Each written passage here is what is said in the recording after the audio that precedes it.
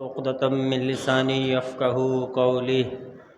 لا حول ولا قوة إلا بالله العلي العظيم. الحمد لله الذي علا في توحده ودنا في تفرده وجل في سلطانه وعظم في أركانه وأحاط بكل شيء علما وهو في مكانه وقهر جميع الخلق بقدرته وبرهانه حميدا لم يزل محمودا لا يزال. ثم صلاة والسلام على حبيبنا وطبيب قلوبنا وشفيع ذنوبنا أبي القاسم محمد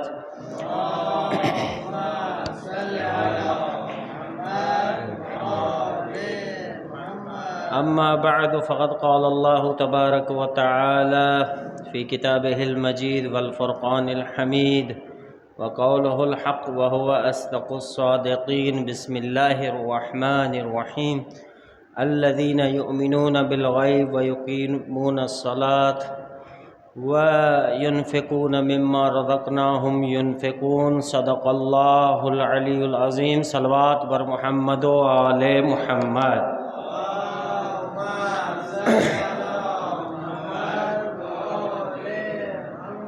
اللہ کا لاکھ لاکھ شکر کہ ایک اور دن ہمیں نصیب ہوا کہ ہم اس ماہ مبارک رمضان سے اس دسترخوان قرآن اور حدیث سے استفادہ کریں.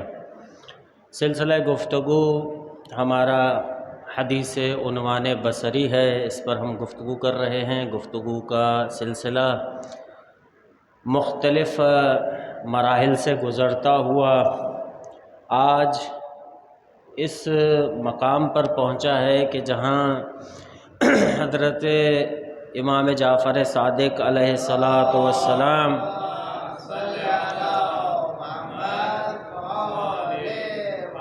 عنوان بصری سے فرماتے ہیں کہ اے عنوان بصری، یاد رکھو کہ حقیقی عبد وہ ہوتا ہے جو دنیا میں جو بھی اس کے پاس ہے اس کو اپنا نہ سمجھے، امور کی تدبیر میں بھی خود کو نالائق سمجھے، ناتوان سمجھے.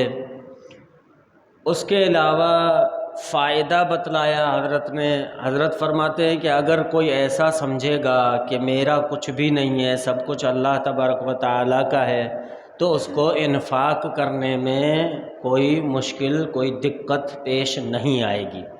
یہاں پر گفتگو کی تھی اور آخر میں نے آپ کی خدمت میں عرض کیا تھا کہ ہم نے قرآن کی متعدد آیات کے اندر جو سرنامہ کلام میں نے آیت پڑھی ہے اس کے اندر بھی اللہ تبارک و تعالی نماز کے قائم کرنے کی بات کر رہا ہے. ایک تو بات ہے کہ ہمیں کہا جاتا ہے کہ بھئی نماز پڑھو، یہ ہماری عام معاشرے کے اندر ہماری زبان ہے جس کے اندر ہم کہتے ہیں کہ نماز پڑھو. بھائی یہ تو نماز بھی نہیں پڑھتا، یہ 5 وقت کا نمازی ہے، 5 وقت نماز پڑھتا ہے، لیکن یہ زبان اللہ تبارک و تعالیٰ کی نہیں ہے. اللہ تبارک و تعالیٰ نے کم و بیش 750 مرتبہ نماز کا قرآن کے اندر ذکر کیا. ہر جگہ پہ کیا فرمایا؟ اقیم الصلاۃ، نماز قائم کرو. اب یہ سوچنے کی بات ہے کہ اللہ تبارک و تعالیٰ نماز قائم کرو کا کہہ رہا ہے تو اس سے مراد کیا ہے؟ ایک صلوات پڑھ دیجئے محمد و آل محمد تاکہ میں سلسلہ گفتگو آگے بڑھاؤں. صلی اللہ.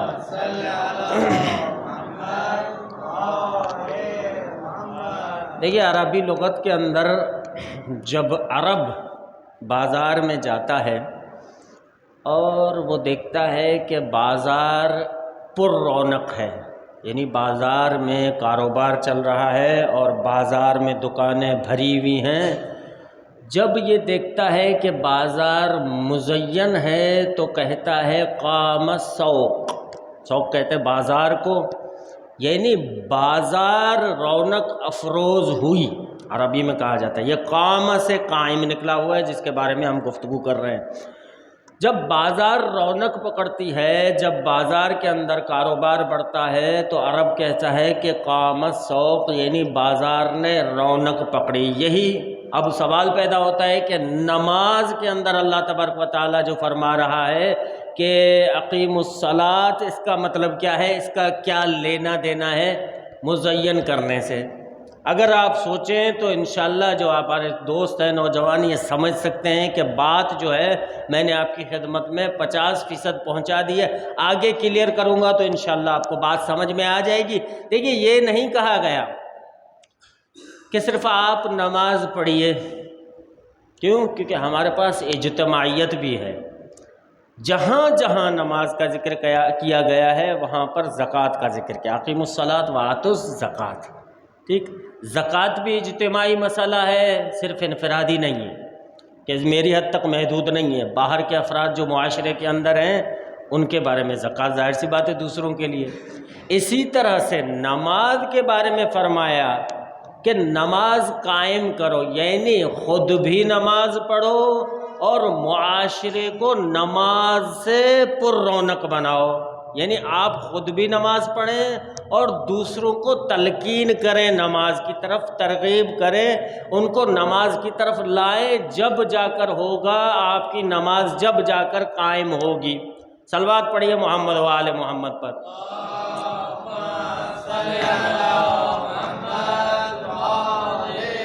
تو یہ نماز انفرادی مسئلہ نہیں ہے جیسا کہ آج تک ہم سمجھتے رہے ہیں کہ ہم تک محدود ہے، ہم نے اپنی 4 رکعت ظہر کی پڑھ لی، 2 رکعت فجر کی پڑھ لی، عصر کی نماز پڑھ لی، مغرب کی پڑھ لی، عشاء کی ادا کر لی اور ہماری ذمہ داری ختم۔ نہیں بھیا، ایسا نہیں ہے۔ اللہ نے یہ نہیں کہا کہ تم نماز پڑھو، کہا کہ قائم کرو۔ قائم کا مطلب یہ ہوتا ہے کہ تم بھی نماز پڑھو اور معاشرے کے اندر نماز کو پھیلاؤ۔ جو بے نمازی ہیں وہ نماز کی طرف آئیں۔ اب یہ یہاں پر بھی بہت، یا تو یہ ہے کہ ہم زبان سے تبلیغ کریں جا کے ان کو، بعض اوقات یہ ہوتا ہے یہ کہ ائمہ کا یہ طریقہ نہیں ہے کہ ہم جا کے تبلیغ کریں۔ امام صادق علیہ الصلوۃ والسلام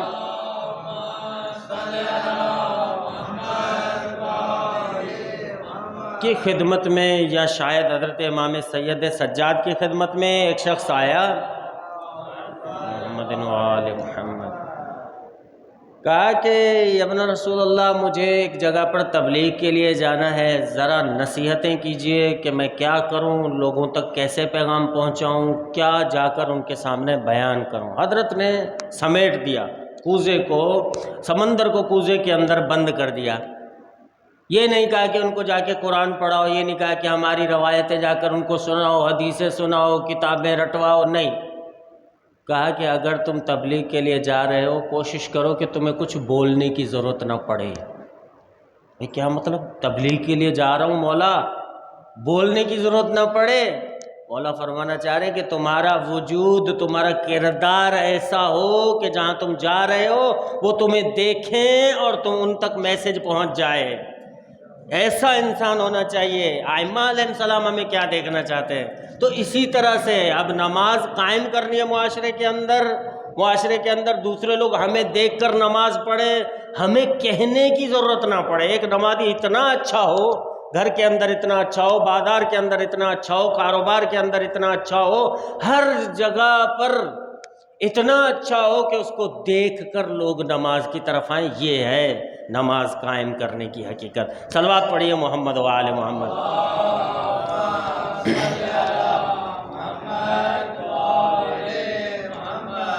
فضیلت نماز آپ سب مستحضر ہیں، الحمدللہ جانتے ہیں۔ بہت بھاری روایات، بڑی سخت قسم کی روایات آئی ہیں تارک الصلاۃ کے لیے، جو نماز کو ترک کرتا ہے۔ ایک جگہ فرمایا ما بین الکفر والایمان الا ترک الصلاۃ، کفر اور ایمان کے بیچ میں اور کوئی چیز نہیں ہے، صرف ترک صلاۃ ہے۔ یعنی جو نماز پڑھتا ہے وہ مسلمان ہے، جو نماز نہیں پڑھتا وہ کافر ہے۔ دیکھیے حضرت امام صادق علیہ السلام، معصومین علیہ السلام کے قول ہے جناب علی کہ ایمان اور کفر کی، اور بھی ایک بڑی حدیث ہماری معتبر ترین کتاب کے اندر، حدیث بڑی عجیب قسم کی روایت ہے نماز کے بارے میں۔ حضرت امام صادق علیہ السلام کی خدمت میں ایک بندہ آیا، صلوات پڑھیے محمد و آل محمد۔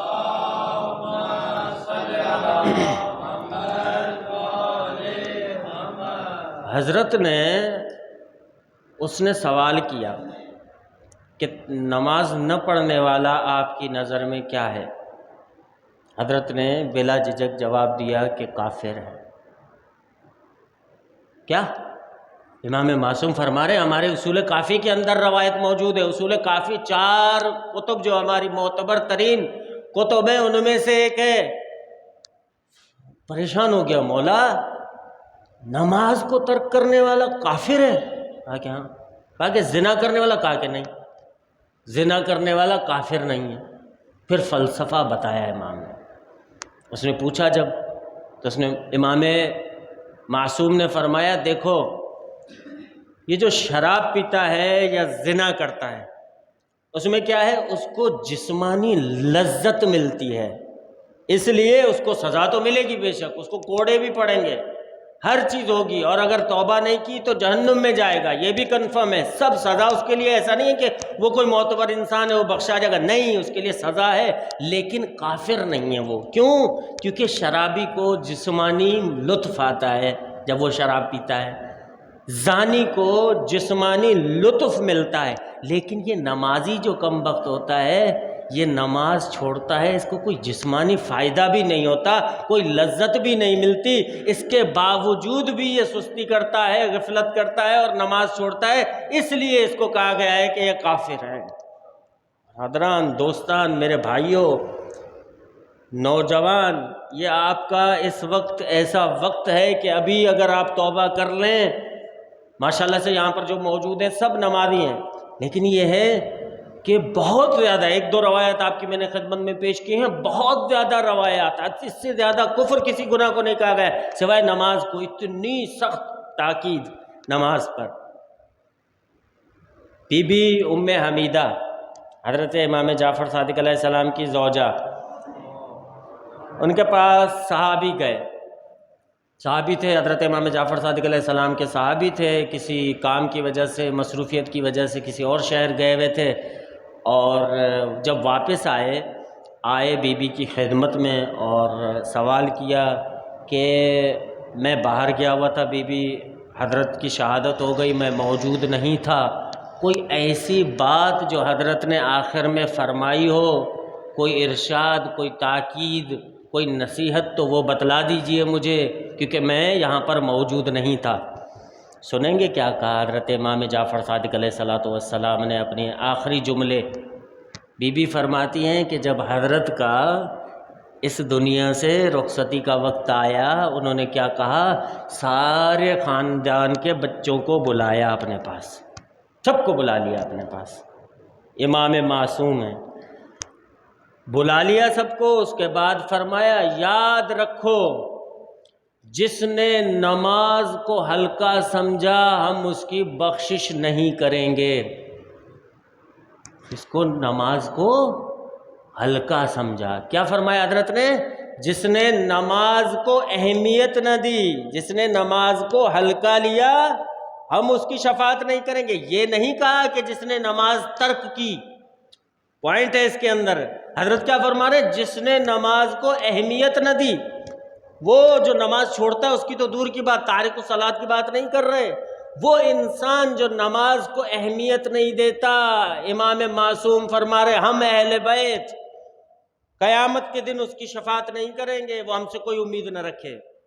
نماز کے بارے میں کہا جا رہا ہے جناب نماز کو اہمیت نہ دینا، کیا ابھی مثال کے طور بیٹھے ہوئے نماز کی اذان ہو رہی ہے اور ہم نے کہا یار بعد میں پڑھیں گے، فارغ بیٹھے ہوئے، کوئی کام نہیں ہے، بلا وجہ کوئی کام بھی نہیں ہے، بیٹھے ہوئے ہیں بلا وجہ، کوئی شرعی عذر ہو تو اور بات ہو سکتی ہے، کوئی بھائی لازمی نہیں ہے کہ ہر ٹائم بندہ جو ہے فارغ رہے، نہیں، کوئی کام نہیں ہے، کچھ بھی نہیں ہے، اس کے باوجود کہتے ہیں کہ بھائی بعد میں پڑھیں گے نماز کو، دیکھیں گے ٹائم رکھا ہوا ہے۔ بھائی اکثر ہم طلاب کے اندر یہ مسئلہ ہے، ہم جو یہ امامہ لگاتے ہیں نا، یہ روایت ہمارے لیے بھی ہے، ایسا نہیں ہے کہ ہم نے امامہ لگا لیا سر پہ، طالب علم بن گئے، ایران میں پڑھ کے آ گئے، وہاں سے نجف سے پڑھ کے آ گئے تو ہمارے لیے روایت نہیں، روایات امام کی سب کے لیے۔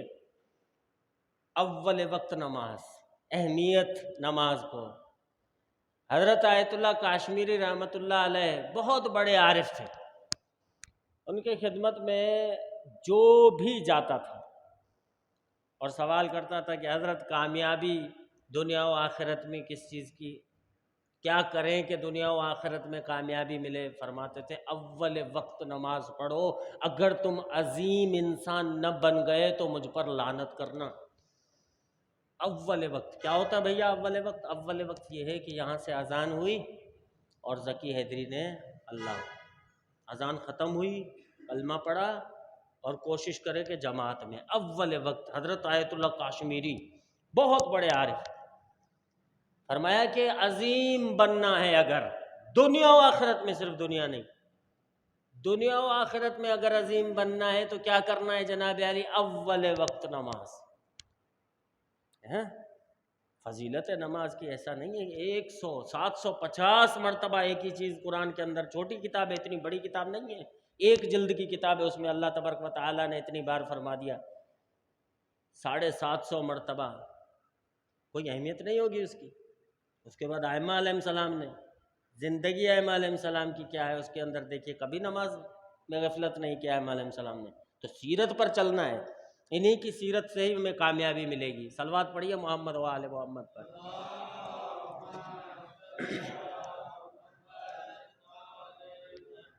اچھا، اور یہ بڑی عجیب بات ہے، جو ثمرات، جو فروٹ، اس کے جو پھل ملتا ہے تقویٰ کا، میں نے آپ کے سامنے مثالیں پیش کی کہ لوگ عظیم بن گئے، کہاں سے کہاں پہنچ گئے. ہمارے ایک بہت بڑے عالم دین تھے. دیکھیے ایک بات، یہ جو ایرانی انقلاب آیا ہے ابھی، اسلامی انقلاب ایران کے اندر، اس سے پہلے علماء کی حالت ایسی تھی، بہت ہی غریبانہ، مسکینوں کی طرح زندگی، سادہ، اور کھانے کے لیے بعض اوقات کچھ نہیں ہوتا تھا. ہمارے استاد حوزہ علمیہ کے وہ ہمیں ملے، بوڑھے سے تھے، ضعیف. انہوں نے ہمیں کہا کہ یہ جو مدرسہ فیضیہ، اللہ تبارک و تعالیٰ آپ کو زیارت نصیب کرے، جو گئے ہیں انشاءاللہ دیکھا ہوگا، بی بی کے حرم کے بالکل ہی قریب، اس کے وصل ہے، بلڈنگ دونوں عمارتیں ساتھ ہیں. بی بی معصومہ سلام اللہ علیہ کے روضے کے برابر میں حرم کے مسجد مدرسہ فیضیہ ہے. مدرسہ فیضیہ کے ایک اندر تالاب بنا ہوا. کہا کہ ہم آتے تھے، یہاں پہ ہمارا کمرہ ہوتا تھا، اس کے اندر یہ جو لوگ تربوز پھینک دیتے ہیں نا، کھال تربوز کی، تو یہ ہم لے کر آتے تھے اپنی کباب میں ڈال کے، بازار سے یہاں پہ آ کے دھو کے یہ تربوز کھاتے تھے. انہی میں سے ایک نام حضرت آیت اللہ طالقانی ہے. حضرت آیت اللہ طالقانی نجف گئے، وہاں پر کسب فیض کیا، نجف میں درس علم دین حاصل کیا. اس کے بعد آگئے تہران میں ایک مدرسے میں استاد لگ گئے. یہ اتنے ماشاءاللہ سے تیز دماغ اور فتین تھے کہ جو درس 21 سال 22 سال لگا لیا کرتے تھے بعض طلاب، یہ انہوں نے 10 یا 12 سال کے اندر ختم کر کے اور یہ آ گئے تہران. اب تہران میں ان کا کیا تھا؟ غریب مسکین، شاہ کا دور تھا، بادشاہی زمانہ تھا. اس کے اندر ان کے لیے، حالانکہ استاد تھے، بہت زیادہ شاگرد ان کے، بہت بڑا رش لگتا تھا. جب یہ درس دیتے تھے حضرت آیت اللہ طالقانی تہران کے اندر، تو پورا ہال بھرا ہوتا تھا. ایسے جلیل القدر استاد، لیکن کیا ہے حقیقت میں زندگی کس طرح سے گزارتے تھے؟ غریبانہ. رات کو طلاب جو تھیلیوں میں کھانا بچا کچا چھوڑ جاتے تھے، یہ رات کو جب سب سو جاتے تھے طلاب، یہ جاتے تھے تھیلیاں کھنگالتے تھے، ان میں سے کچھ ملا تو کھا لیا، اس پر گزارا ہوتا تھا. ایک رات بہت زیادہ سردی، ٹھنڈ، ایران کا جاڑا، گئے تھیلیاں کھنگالی، بھوک نے ستایا. آخر انسان ہے، آیت اللہ ہے لیکن انسان تو ہے، کھانا تو بھائی چاہیے نا. گئے تھیلیاں کھنگالی، کچھ بھی نہیں تھا. آ کے کمرے میں بیٹھ گئے، سوچنے لگے کہ طالقانی آخر کب تک اس طرح سے زندگی گزارو گے؟ دیکھو بھائی، تمہارے اوپر قرضہ بھی بہت ہو گیا، شادی بھی تمہاری نہیں ہوئی، تمہارے تو کھانے کے واندے ہیں، کھانے کے لیے کچھ نہیں ہے تمہارے، کب تک یہ زندگی اس طرح گزارو گے؟ کہا کہ اٹھو بھائی، ہمیں کھانا دینا کس کی ذمہ داری ہے؟ سوچنے لگ گیا. ابھی آیت اللہ طالقانی رات کو بیٹھ کے اپنے کمرے میں سوچ رہے ہیں، بھائی مجھے کھلانے کی ذمہ داری کس کی ہے؟ حکومت کی ہے نا، بادشاہ کی ہے.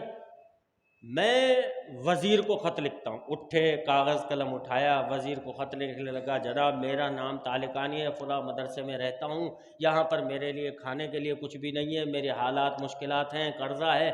سوچا، اس کے بعد کہا کہ میں اتنا بڑا عالم دین نجف کی چوکھٹ دیکھ کر آیا ہوں، اب یہ اس خبیث شخص کو میں لکھوں، اس کے سامنے ہاتھ جوڑوں، خط پھاڑ کے پھینک دوں۔ کہا کہ اپنے مولا کو خط لکھتا ہوں، مولا علی کو۔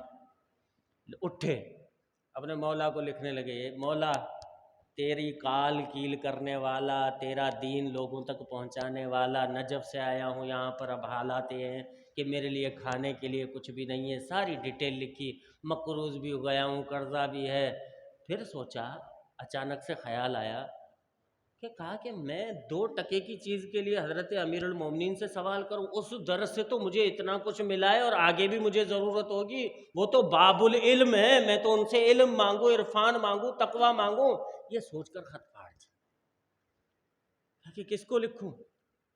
کہا کہ اللہ تبارک و تعالیٰ کو لکھو، جس نے رزق کا وعدہ کیا ہوا کہ میں تمہارا رازق ہوں، اس کو، واللہ خیر الرازقین۔ اٹھے پھر خط لکھنا شروع کیا، اے میرے مالک، تو نے رزق کا وعدہ کیا ہے، تو نے بولا ہے کہ ہر پرندے کو، ہر چرند کو، ہر پرند کو، ہر انسان کو رزق دینے کی ذمہ داری میری ہے، لیکن تیرا یہ قال کیل کرنے والا، تیرے دین کی باتیں پہنچانے والا اس حال میں ہے کہ اس کے پاس قرض بھی ہے، بہت زیادہ ہو گیا ہے، کھانے کے بھی واندے ہیں، مالک میری مدد فرما۔ یہ کہہ کے پھر سوچنے لگے کہ اللہ تبارک و تعالیٰ جیسی عظیم ہستی کو جب لکھ ہی رہا ہوں تو صرف قرض کا کیوں لکھوں، کچھ اور چیزیں بھی ایڈ کرتے گئے، ایک لسٹ بنائی۔ کہا کہ مالک اتنا قرضہ ہے، یہ بھی چکا دے، اور ایک اچھا سا گھر دے دے، تہران کا ایک پوش علاقہ، اس کے اندر۔ دیکھیے اللہ تبارک و تعالیٰ سے عارف باتیں کرتے ہیں نا، تو پھر اس طرح سے کرتے ہیں کہ جیسے دوست دوست سے بات کر رہا ہے۔ ایک عالیشان بنگلہ دے دے تہران کے اندر، جیسے ہمارے پاس کراچی کے اندر ڈیفنس کا ایریا نا، تہران کا ایک علاقہ ہے جس کا نام بھی مجھے یاد تھا، بول رہا ہوں، وہاں پہ بنگلہ دے دے۔ اچھا، کہا بنگلہ ہوگا تو بنگلے میں کیا کروں گا میں، جا کے اکیلا کیسے رہوں گا؟ مالک ایک بیوی بھی دے دے جو میرے ساتھ زندگی گزار سکے۔ بیوی بھی مانگ لی۔ اس کے بعد سوچنے لگے، میں تو سارا دن درس میں مشغول رہتا ہوں، بیوی بیچاری گھر پہ بور ہو جائے گی، مالک 2-3 بچے بھی دے دے۔ ٹھیک، یہ بھی لکھ دیا۔ اب پوری لسٹ بنا رہے آیت اللہ طالقانی، رات کو، آدھی رات کو، برف باری میں، ٹھنڈ میں، ٹھیک ہے، یہ ہوتا ہے توکل، یہ ہوتا ہے، اس کو کہتے ہیں۔ ابھی دیکھیے گا، اچھا بھائی مالک بچے بھی دے دے۔ اچھا، پھر سوچا کہ بچے مل جائیں گے، بنگلہ مل گیا، اب ان بچوں کو کہیں جانا ہوا مہمانی وغیرہ پہ کسی نے دعوت دی تو بھائی اچھا تھوڑا ہی لگتا ہے، مولانا صاحب اتنے بڑے امامے کے ساتھ جو ہے 2 بچوں کو، بیوی کو لے کے ایسے سڑک سے گزر رہے۔ اس دور میں تانگے چلتے تھے، نیچے لکھ دیا مالک ایک تانگا بھی دے دے اپنا ڈرائیور کے ساتھ۔ تو یہ ساری چیزیں لکھ کے، اچھا آپ سوچنے لگے کہ بھائی جب یہ شرائط پوری ہو جائیں تو میرا ایڈریس یہ ہے، اگر رابطہ کرنا چاہیں تو طالقانی، کمرہ نمبر فلاں فلاں مدرسہ، یہ کہہ کر خط لپیٹ کر لفافے میں ڈال دیا۔ سوچنے لگ گئے کہ جب کسی اور عام بندے کو خط لکھتے ہیں تو پوسٹ آفس میں جا کے ڈالتے ہیں، ڈاک خانے میں، اب یہ تو اللہ کو خط ہے، کہاں ڈالوں؟ کہ اللہ کا گھر ہے نا۔ پھر خیال آیا کہ چلو طالقانی اٹھو، مسجد میں جا کے خط ڈال دو، اللہ کا گھر ہے۔ اٹھے بھائی، امامہ لگایا، لباس امام زمانہ زیب تن کیا، اور رات کو برف باری کے اندر یہ جا رہے ہیں، پاس والی مسجد میں گئے اور مسجد دیکھا تو مسجد بند۔ رات کے ٹائم پہ 1:30-2 بجے کون سی مسجد کھلی ہوگی؟ وہ جھری جو بنی ہوتی ہے نا، دروازے سے تھوڑا سا اسپیس ہوتا ہے، اس کے اندر لپیٹ سپیٹ کے خط ڈالنے کی کوشش کی۔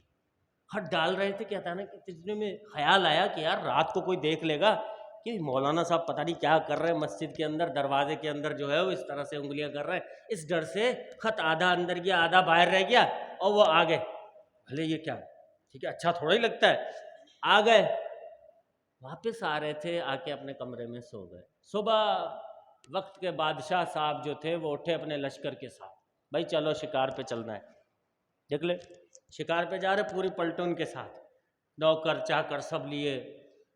وہ رات کو جو خط ڈالا تھا حضرت آیت اللہ طالقانی نے، ہوا کا جھونکا آیا، وہ خط آ کے سڑک پہ گر گیا۔ بادشاہ کا گزر ہو رہا تھا، دیکھا کہ لفافہ رکھا ہوا، کیا ہے؟ اٹھاؤ اس کو، حکم ہوا، اٹھا لیا۔ بولا پڑھا جائے خط، بادشاہ سلامت کا آرڈر آ گیا۔ خط پڑھا، اندر بڑی شرطیں لکھی ہوئی ہیں، بھائی گھر بھی چاہیے، بنگلہ بھی چاہیے۔ عجیب بات ہے، بادشاہ نے کہا کہ دیکھو بھائی آج تفریح کا موقع مل گیا، شکار وکار کو چھوڑو، چلو واپس محل کے اندر اور اس تالقانی کو ڈھونڈ کے لے آ جاؤ میرے پاس۔ گئے بندے حضرت آیت اللہ تالقانی کے کمرے میں۔ اب یہ حکمران بندے ابھی آ گئے نا، جو 8-10 پولیس والے ہمارے پاس آ جائے تو پریشان تو ہو جائیں گے، شریف بندہ ہوں میں، یہ 8-10 پولیس والے آ گئے، اس تو انسان ہے، عزت نفس ہے۔ تو یہ جب پہنچے مدرسے کے تو کہا کہ تالقانی کون ہے؟ یہاں پہ تالقانی صاحب کوئی استاد ہیں؟ بلا لیا تالقانی صاحب کو۔ تالقانی صاحب بیچارے کو اپنا خوف کہ کہیں مقروضوں نے جو ہے شکایت کر دی حکومت والوں کو، کس سے قرضہ لیا ہوا تھا، اللہ خیر کرے۔ کہا کہ آپ کو بادشاہ سلامت نے بلایا۔ گئے بادشاہ کی دربار میں، کہا کہ یہ تالقانی تم ہو؟ کہا کہ ہاں تالقانی میں ہوں۔ کہا کہ فلاں مدرسے میں پڑھاتے ہو؟ جی ہاں بالکل سرکار، فلاں مدرسے میں پڑھاتا ہوں۔ یہ خط تم نے لکھا تھا؟ کہا کہ جی ہاں۔ جملہ دیکھیے گا، کہا کہ مجھے کیوں نہیں لکھا؟ بادشاہ نے کہا بھئی ضروریات تو رعایا کی کون پوری کرتا ہے؟ بادشاہ سلامت کرتا ہے نا۔ تو کہا کہ مجھے خط کیوں نہیں لکھا؟ حضرت آیت اللہ تالقانی نے بڑا ہی عجیب جواب دیا، کہا کہ میرا مالک اللہ ہے، جب اللہ موجود ہے تو میں دوسروں کے سامنے کیوں ہاتھ پھیلاؤں؟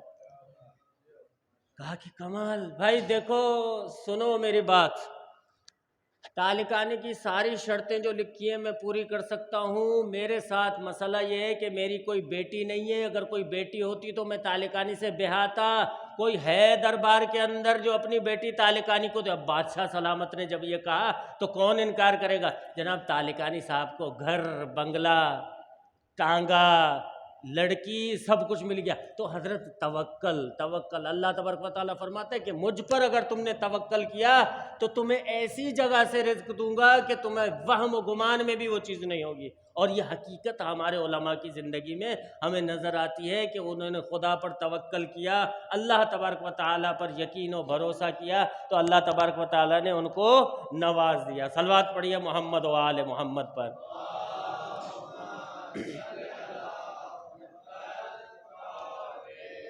یہ ہے جناب، خوش نصیب ہیں ہم، واللہ باللہ ہم خوش نصیب ہیں کہ ہمیں مکتب اہل بیت علیہ السلام ملا، ایسے بزرگان ملے ہیں، ایسی شخصیات، ایسی پاکیزہ ہستیاں ملی ہیں، پہلے امام سے لے کر آخر تک جو ان کے جانشین ان کے جانشین ان کے جانشین نیچے تک سلسلہ آتا ہے، ان میں تقویٰ نظر آتی ہے۔ یہ سب کس کی دین ہے؟ یہ سب درس کربلا ہے جناب علی۔ کربلا کے اندر ایک پوری کربلا ویسے عجیب ہے، یعنی فطرت انسانی تبدیل ہوتی ہوئی نظر آتی ہے۔ کربلا کے اندر، کوفے شہر کے اندر، یہ اصحاب امام حسین علیہ السلام کا ذکر ہمارے منابر سے کم ہوتا ہے۔ میں آج چاہتا ہوں کہ ایک حضرت سعید کو سلام پیش کروں۔ حضرت سعید کوفہ میں رہتے تھے، کوفہ کے تھے۔ ان کی والدہ گئیں مومنہ، بازار میں گئیں اور بازار میں بڑی ہلچل دیکھی تو پوچھا کہ کیا مسئلہ ہے؟ کہا کہ بڑھیا تمہیں پتہ نہیں ہے کہ حسین آ رہے ہیں اور ان کے خلاف یزید کا لشکر تیار ہو رہا ہے، اس کی تیاریاں چل رہی ہیں۔ کہا کہ حسین فاطمہ کے بیٹے، علی کے بیٹے کے خلاف لشکر کشی ہو رہی ہے؟ کہاں کیا آئیں، سامان لینا بھول گئی، آئیں اپنا نوجوان بیٹا جس کی ابھی تازہ شادی ہوئی تھی، کہا کہ سعید بیٹا ذرا ادھر تو آنا، فاطمہ کے لال کا ابھی مجھے پتہ چلا ہے کہ اس کے خلاف لشکر بن رہا ہے، علی کے بیٹے کے خلاف، فاطمہ کے لال کے خلاف سعید لشکر بن رہا ہے، تم نوجوان ہو، میں نے تمہیں اس لیے پال رکھا تھا کہ تم گھر میں بیٹھے رہو اور فاطمہ کا لال تن و تنہا کربلا کے دشت میں مارا جائے۔ کہا کہ اماں جان حکم کرے، میں اپنے مولا سے دور تھوڑا ہی ہو سکتا ہوں۔ کہا کہ بس بیٹا تیاری پکڑو، تمہیں جانا ہے۔ لیکن ماں تھی نا، ماں تھی، اس کو خیال تھا کہ کہا کہ یہ بات اپنی بیوی کو مت بتانا، کیوں نئی نویلی دلہن ہے، شاید اس کے دل میں خیال آ جائے، شاید وہ تمہارے راستے میں روڑے اٹکائے۔ کہا کہ نہیں اماں میں نہیں بتاؤں گا۔ کمال دیکھیے، کمال حسین سے عشق کا کمال دیکھیے، تھوڑی ہی دیر میں وہ آ گئی، وہ زوجہ جو سعید کی تھی وہ آ گئی، دونوں ماں بیٹا کو دیکھنے لگی، ایسے ٹک ٹکی باندھ کر دیکھنے لگی۔ انہوں نے سوچا کہ اس کو پتہ چل گیا یہ انکار کرے گی. آئی سعید سے آ کر کہا سعید کیا تم سمجھتے ہو کہ میں اپنے مولا کی نصرت کرنے سے تمہیں روکوں گی؟ اے سعید میں صرف اس لیے آئی ہوں، میرے پاس اور تو کچھ بھی نہیں ہے. یہ نیا جو ہار تم نے دیا تھا یہ زاد سفر کے لیے لے جانا، سفر میں تمہیں اس کی ضرورت پڑے گی اور تو میں تمہاری مدد نہیں کر سکتی.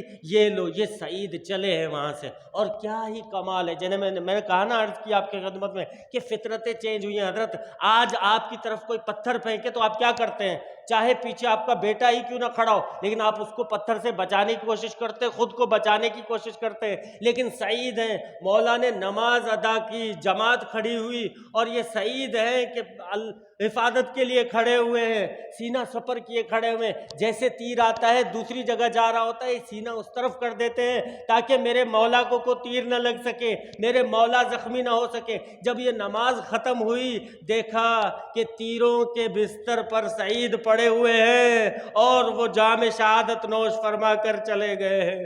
انا للہ و انا الیہ راجعون.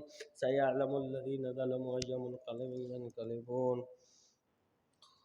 خدا بندہ بحق محمد و آل محمد ہماری یہ قلیل عبادت اپنی بارگاہ میں منظور و مقبول فرما. میرے مالک ہمارے جو بزرگان اس دنیا سے رخصت ہو چکے ہیں ان کے درجات بلند فرما. ہمارے بزرگوں کے گناہ و صغیرہ و کبیرہ معاف فرما. ہمیں حقیقی پیروکار امام زمانہ بننے کی توفیق عطا فرما. حضرت کی فوج کا سپہ سالار بننے کی توفیق عطا فرما. ان کے اعوان و انصار میں شامل ہونے کی توفیق عطا فرما. ہمیں اچھا بولنے، اچھا سننے، اچھا لکھنے، اچھا پڑھنے اور اچھا عمل کرنے کی توفیق عطا فرما.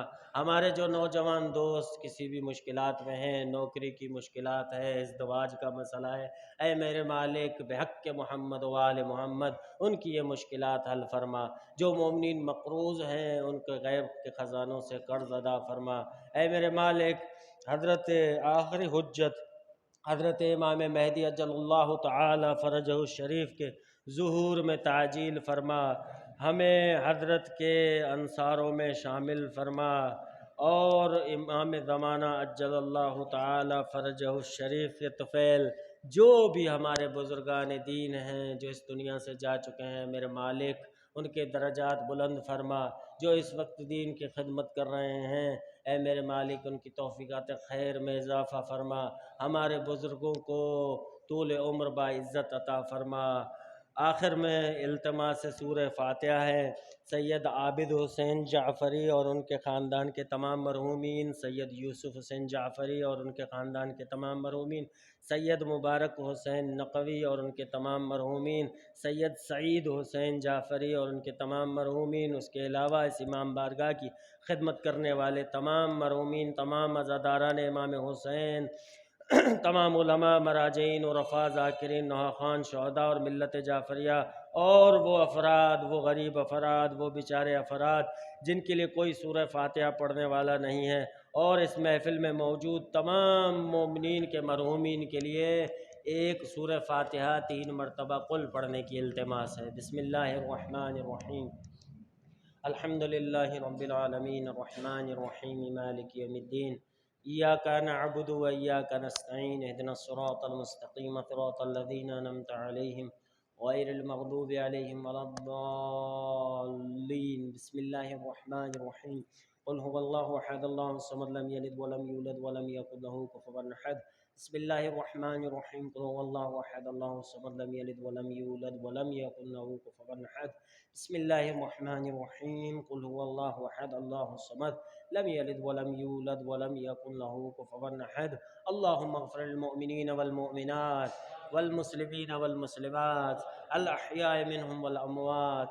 تابع اللهم بیننا وبینهم الخیرات انك مجیب الدعوات وانك على كل شيء قدیر. بر محمد و آل محمد صلوات.